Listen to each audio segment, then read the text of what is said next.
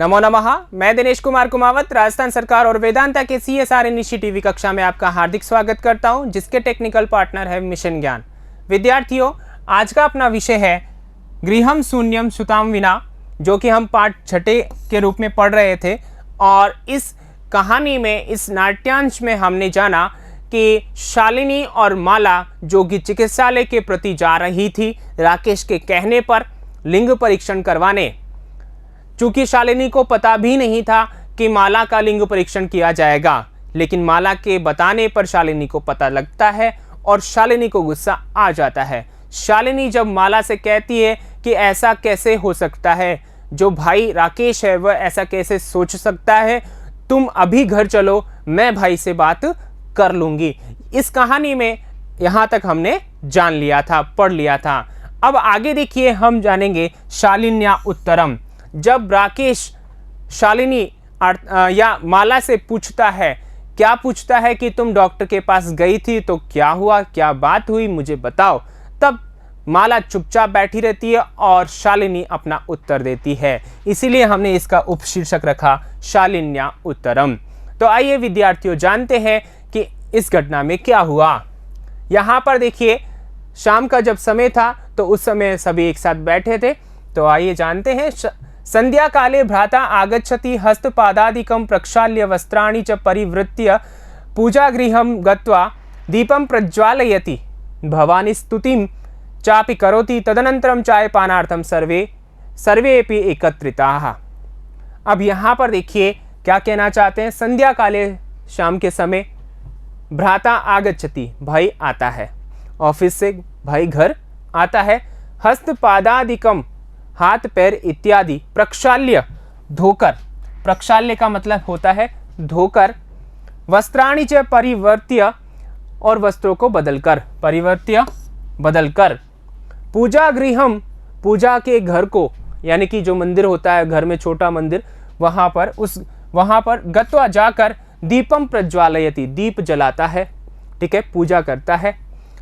भवानी स्तुतिम चापि करोति, और भवानी की, ठीक है, भवानी यानी कि माँ दुर्गा की जो है वह पूजा करता है।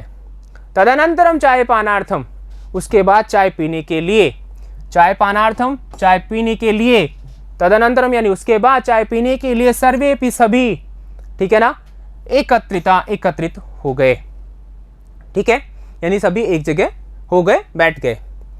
प्रक्षाल्य, धोकर, परिवर्त्य, बदलकर, गत्वा, जाकर, चाय पानार्थम, चाय पीने के लिए, ये कठिन शब्दार्थ थे।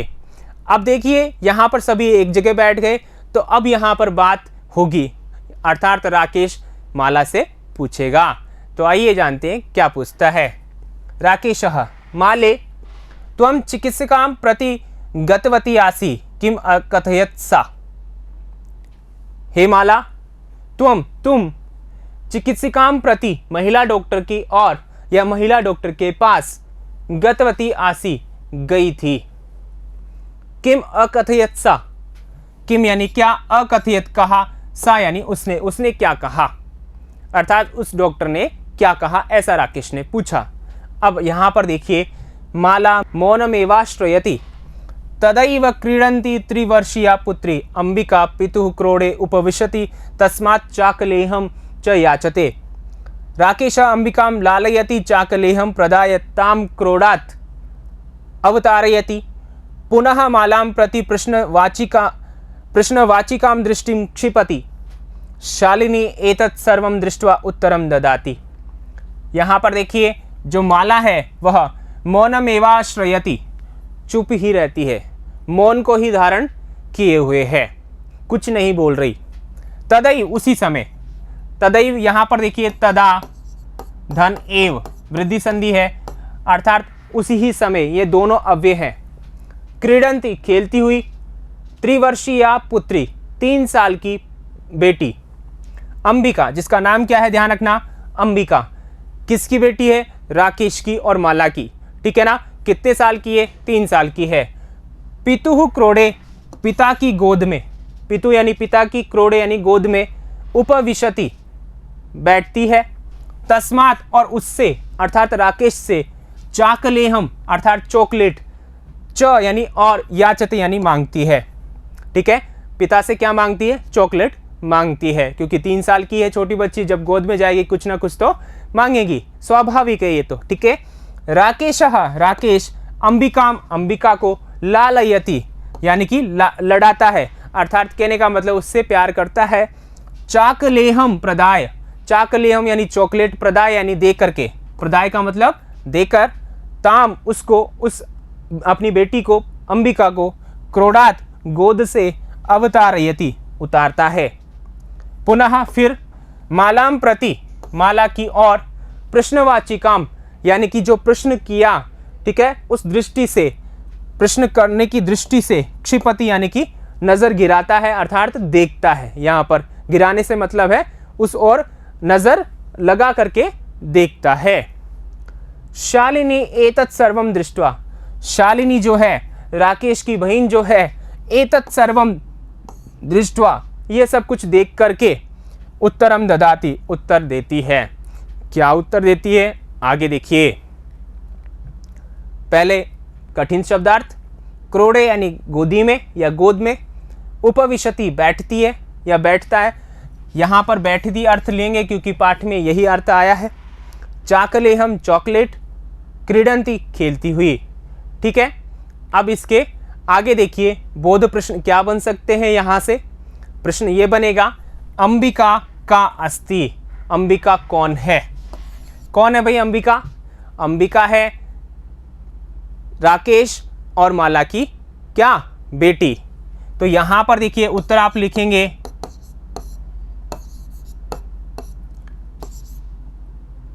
राकेश मालयोः सुता अस्ति अंबिका। ठीक है, राकेश मालयो सुता अस्तिम अंबिका। यहां पर देखिए मैंने अंबिका को सबसे लास्ट में लिखा है, आप चाहो तो यहां पर लिख सकते हैं। ठीक है ना, इससे कोई फर्क नहीं पड़ेगा क्योंकि संस्कृत में आप किसी भी पद को कहीं भी लिखिए अर्थ वही आएगा। ठीक है, तो राकेश मालयो यानी कि राकेश और माला की जो सुता है, बेटी है, ठीक है ना, अस्ति अंबिका यानी कि अंबिका है। आप इसको ऐसा भी लिख सकते हो, राकेशस्य सुता, ठीक है ना, तो भी सही होगा। अब आगे देखिए, अंबिका कति वर्षीया अस्ति, अंबिका कितने साल की है? तो यहाँ देखिए कति वर्षीया, तो हम इसका उत्तर इस प्रकार लिखेंगे विद्यार्थियों, अंबिका त्रिवर्षीया, कितने साल की है? 3 साल की है ना, त्रिवर्षीया अस्ति, 3 साल की है। ठीक है, अब आगे देखिए इस घटना में आगे क्या होता है। आगे देखिए, शालिनी अब अपना उत्तर दे रही है। जो हमने शालिन्या उत्तरम इस नाट्यांश का, इस वीडियो का जो उप शीर्षक रखा है वो यहीं से रखा है, तो उसका उत्तर क्या है देखिए, पढ़िए और समझिए ध्यान से। भ्रातः त्वं किं ज्ञातुमिच्छसि तस्या कुक्षी पुत्र अस्ति पुत्री वा? किमर्थम? षण्मासानन्तरं सर्वं स्पष्टं भविष्यति, समयात् पूर्वं किमर्थम अयम आयासः। ठीक है, शालिनी कहती है, भाई त्वं किम, त्वं यानी तुम, किम यानी क्या, हे भाई तुम क्या, ज्ञातुम इच्छसि क्या जानना चाहते हो, तुम क्या जानना चाहते हो। बड़े गुस्से में बोलती है थोड़ा कि तुम क्या जानना चाहते हो। तस्याः उसके, उसके किसके?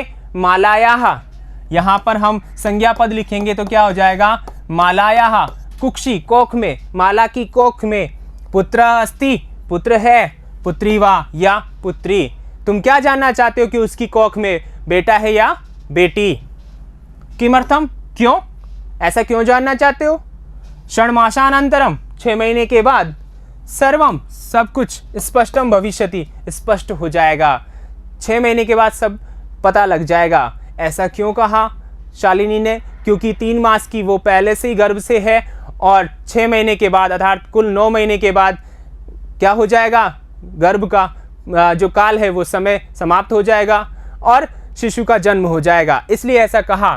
तो समयात् पूर्वम, समय से पहले, किमर्थम अयम आयासः, किमर्थम क्यों, अयम यह आयास प्रयास है, अर्थात तुम ऐसी कोशिश क्यों कर रहे हो, समय से पहले ही जानने की कोशिश क्यों कर रहे हो, ऐसा शालिनी ने राकेश से उत्तर के रूप में कहा। राकेश कहता है, अब क्या कहता है, भगिनी त्वं तु जानासि एव अस्माकं गृहे अंबिका पुत्री रूपेण अस्ति एव, अधुना एकस्य पुत्रस्य आवश्यकता अस्ति तर्हि। राकेश शालिनी के जवाब के बदले कहता है, क्या कहता है, प्रत्युत्तर देता है, ऐसा भी आप समझ सकते हैं कि भगिनी, हे बहन, तुम तो निश्चय ही जानासी, जानती हो, एव ही, जानती ही हो कि अस्माकं गृहे, हमारे घर में, अंबिका पुत्री रूपेण अस्ति एव, पुत्री के रूप में है ही, अधुना अब एकस्य पुत्रस्य, एक पुत्र की आवश्यकता अस्ति, एक पुत्र की आवश्यकता है, बेटे की आवश्यकता है, त्रही, तो ठीक है, आगे यहाँ पर डॉट डॉट लगा के छोड़ देता है, अर्थात वो अपनी बात को अधूरी छोड़ता है। कहने का मतलब वो समझाना चाह रहा है शालिनी को कि मैं इसलिए मैंने ये प्रयास किया, अर्थात हमारे घर में अंबिका के रूप में एक लड़की पहले से ही है और अब मैं चाहता हूं कि एक लड़का हो, इसलिए मैंने ऐसा प्रयास किया, ये कहना चाहता है राकेश।